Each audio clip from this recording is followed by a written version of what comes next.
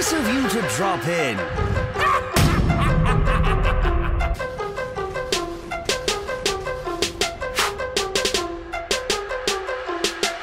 Hello people, I'm the Comic Book Gamer, and today I'm going to be answering the question, why the heck is every single hero in Gotham during Convergence? Because what happens in Convergence, if you're not caught up, is Brainiac took a bunch of cities from different worlds that are going to die or have already died, and he placed them on this planet, and most of those cities are Gotham.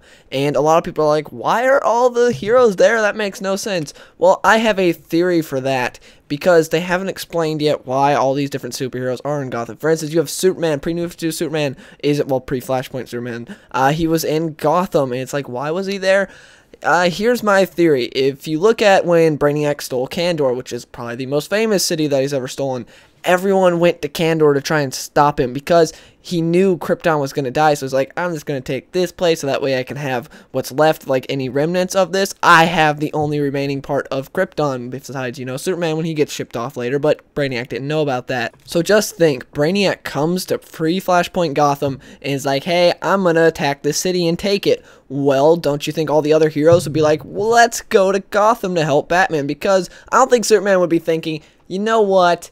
Batman can handle the threat of Brainiac attacking Gotham. I'm just going to stay here in Metropolis. No, of course not. Everyone knows Batman's not going to do really anything to Brainiac, so they're all going to go and meet up at Gotham and try and stop Brainiac, because that's where the big threat is. So they go, they meet up there, then Brainiac shrinks the city, and then just takes them all up to his collection of bottled cities.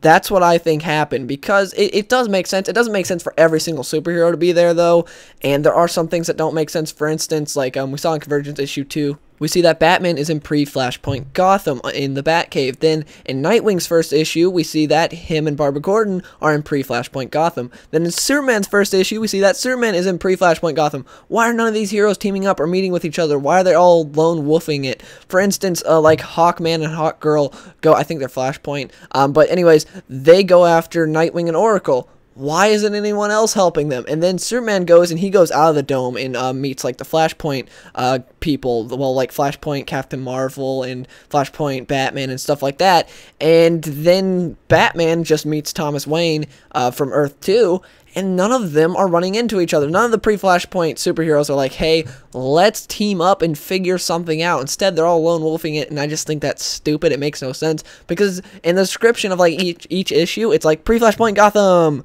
but instead they're none of them running into each other. That doesn't make sense, but it does somewhat make sense for the heroes to actually be there. Just it doesn't really make sense with the fact that they're not meeting with each other, because, you know, you think they'd team up instead of just being idiots and going out on their own. That's kind of stupid, but yeah, that's my whole theory on why most of these heroes are in Gotham or like Central City. But yeah, please let me know in the comments below, what have you guys thought of Convergence so far, because we are 2 issues in and we have a ton of miniseries that we already have out. And if you enjoyed this video, please give it a like.